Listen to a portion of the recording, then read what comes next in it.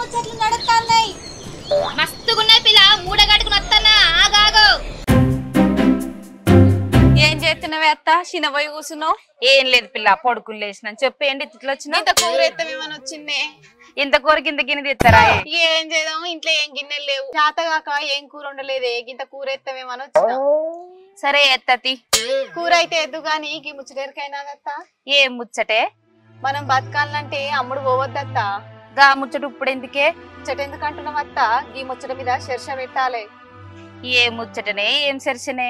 పోయిన దొరా ఆయన సాన సెక్కిలిగిలి ముచ్చట్లు చెప్తే ఆయన మనం ఫామ్ హౌస్ లో కూర్చోబెట్టినాం కదా.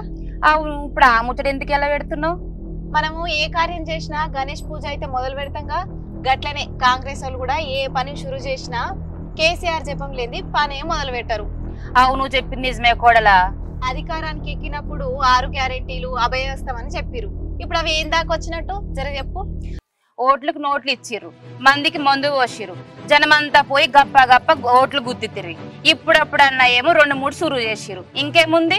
అవును, 6 4 ఏమైనాయి అంటే మీరు పుణ్యానికి ఓట్లేసిండ్రా అని ఎదురు మాట్లాడబట్టిరి. అవు పిల్ల, అన్ని బట్టే బాస్ మాటలే. అవునత్త, గీ సీఎం రేవంత్ రెడ్డి ఏదో సుతపూస అయినట్లు ఎదుటోళ్ళు కానట్లు గిట్లా మాట్లాడతాడేందత్త? ఓ అదా, అసలు సీఎం అయితే అనుకున్నాడు ఆయన.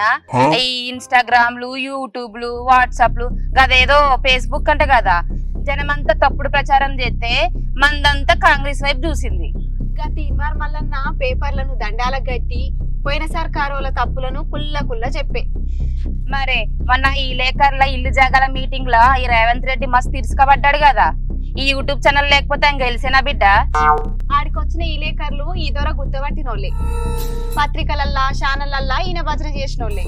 ఆడికొచ్చిన ఈ లేకర్లను అసలు వాళ్ళు ఎవరో నకిలీ వాళ్ళు ఎవరో మీరే తేల్చుకోండి అన్నాడంట కదా. అవ్వత్తా, నేను కూడా ఇన్నా.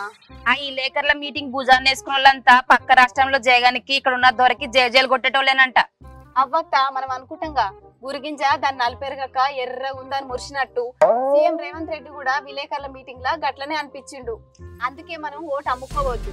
ఓటు అమ్ముకుంటే అడగలేము, నిలదీయలేము. ఈ సోయి తెచ్చుకోవాలి. ప్రశ్న బతకాలంటే ఓటు అమ్ముకోవద్దత్త.